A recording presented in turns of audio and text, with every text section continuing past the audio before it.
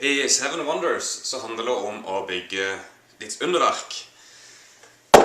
Og underverk det kan være for eksempel et svært fyrtårn av Alexandria. Det er to måter å gjøre det på. Det er en A-side og en B-side. Og så er det for eksempel Colossus of Rhodes. Det aner jeg ikke hva på norsk, men det er en svær statue som også har en A- og B-side. Og det finnes veldig mange under å bygge, og det er veldig forskjellige på hvordan skal gjøre det. Og la oss se hvordan spillet ser ut.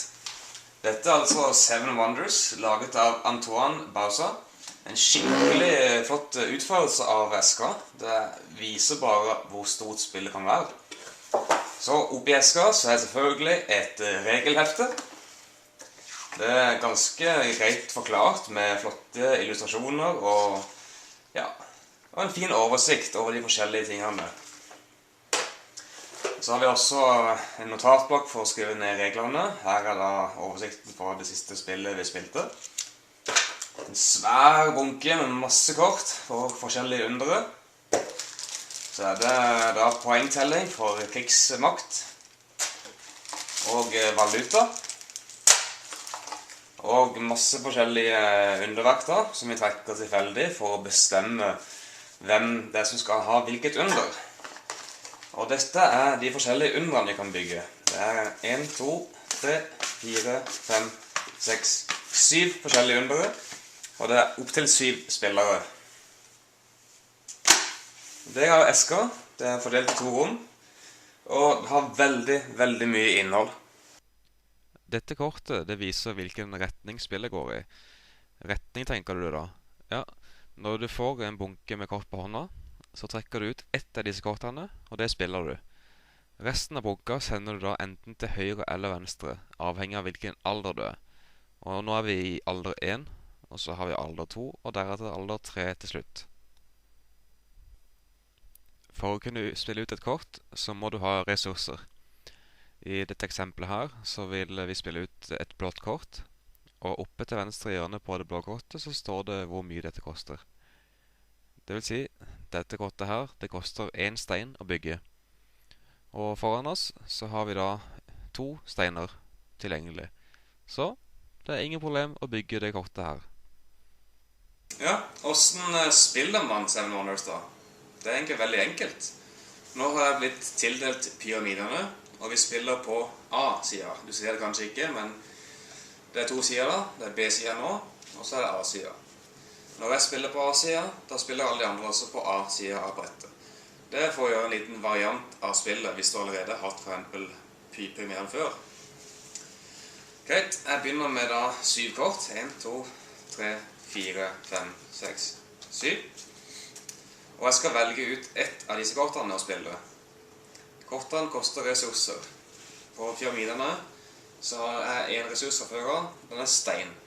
Den kan brukes uendelige ganger, men bare en gang per tur. Det vil si, jeg kan bruke den selv, og begge naboene mine kan kjøpe en stein av meg, uten problem. Jeg kan ikke nekte dem å kjøpe stein. Men jeg vil ønske jo å bygge ut riket mitt. Så da finner jeg et kort som jeg har lyst på. For eksempel, vi kan ta dette da. Lin, eller silke. Det så er symbolet for det. Det koster ingenting for meg å bygge det. Det er gratis. Så da legger jeg det ned, sånn. Og så skal jeg sende kortet videre. Det kortet her, det viser hvilken retning jeg skal gi kortet. I alder 1, nå, så går det den veien rundt bordet. I alder 2, så går det andre veien rundt bordet. Og i alder 3, så bytter vi igjen. Det kan jo være at det står den veien, men denne gangen så går det den veien.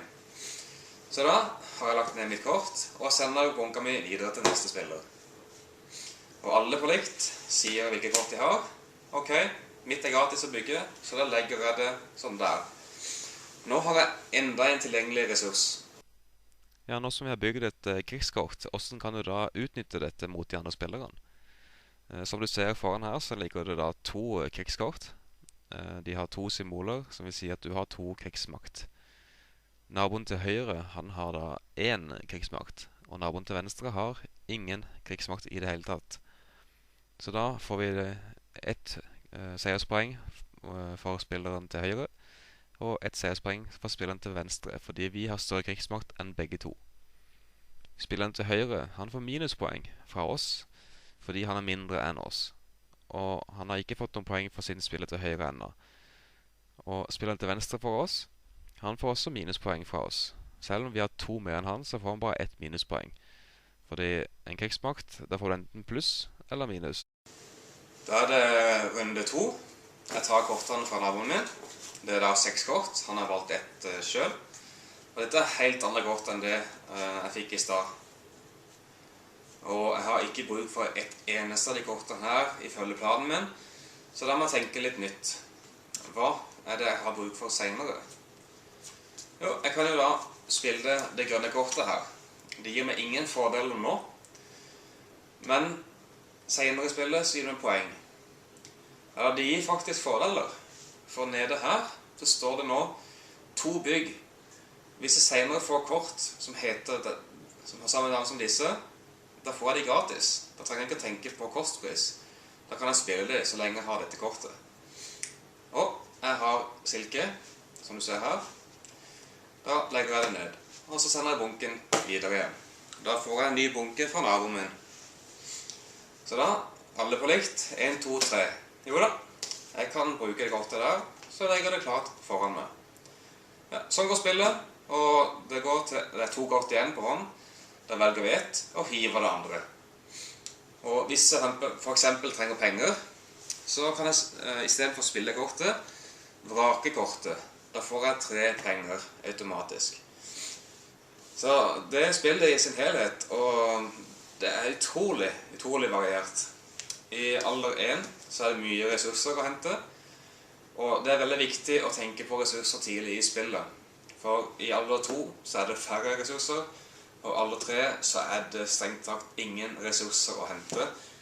Så da må du ha planlagt på forhånd. Du må se på naboene dine. Hva har de? Og så må du se på deg selv. Hva har du?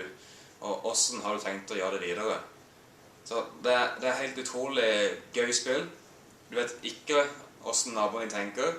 Kjenner du naboen din, så kan du på en måte se frem hvordan han tenker.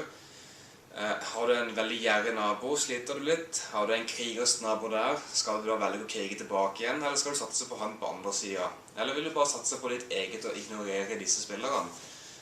Du kan velge hele tiden underveis, og det er veldig spennende og veldig variert. Og det er gøy. Enkelt og greit. Seven Wonders, det gir liksom veldig mye glede blant spillgrupper. Alle spiller samtidig, alle gjør på likt, og det er hele tiden noe som skjer. Og hvordan likte Sveinmennene spillet her? Ja, vi får se. Da er vi i gang med Seven Wonders. Jeg har aldri vunnet spillet her. Kom på 5. plass som beste, så jeg håper på ny high score i dag. Ja. 4. plass satser jeg på i dag. Det var 4, det bør være et godt mål. Så det ser ikke bra ut foreløpig heller. Så... Ok, det er sånn, Gil. Ja, ok, greit. Nei, det er et veldig bra spill. Vi engasjerer 7 stykk på en gang. Så da funker det veldig godt. Det tar litt tid å bla den dele ut, da, men det er bare å gjøre det på hurtigmetoden.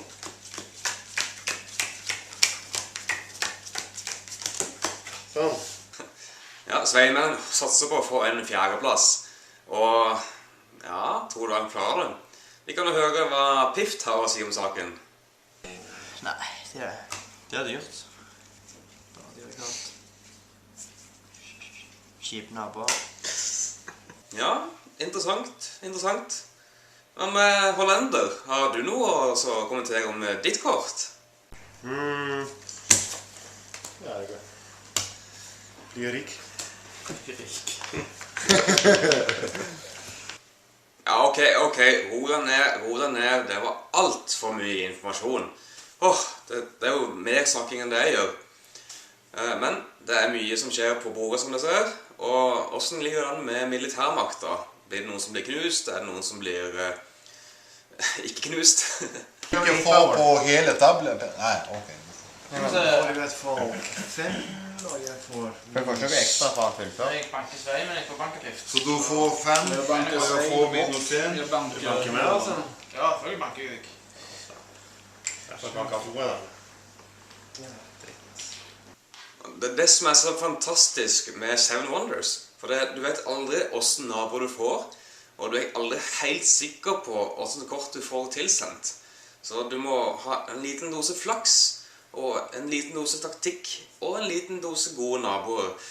Så vi er litt i tvil om spillet egentlig er flaksbetont, eller om det handler om taktikk.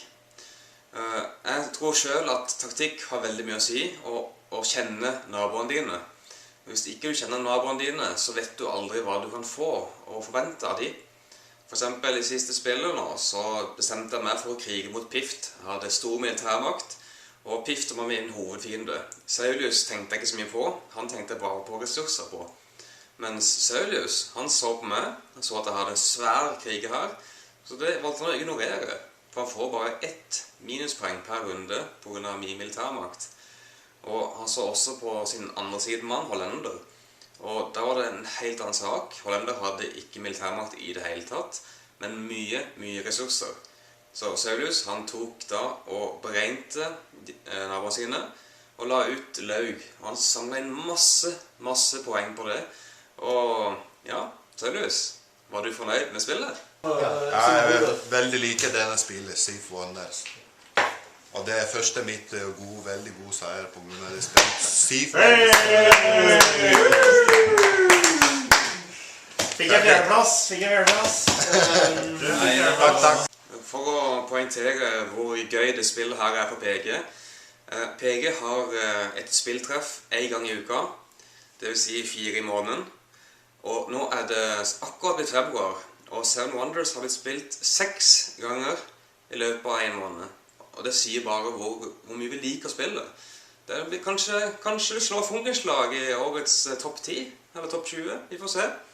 Jeg er i hvert fall veldig optimistisk til at spillet kommer på bordet igjen. For det engasjerer alle, om det er 3 eller 7. Alle spiller på likt. Alle har en viss sjanse til å vinne, og du trenger kun å tenke på de nærmeste naboene dine.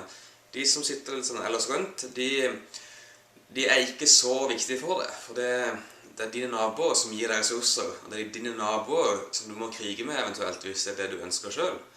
Så Seven Wonders, det er tommel opp, og gjett om det anbefales av PG. Oi, det gjorde det. Ja, da ses vi til neste gang. Jeg håper du følger med videre. Og takk for denne gang.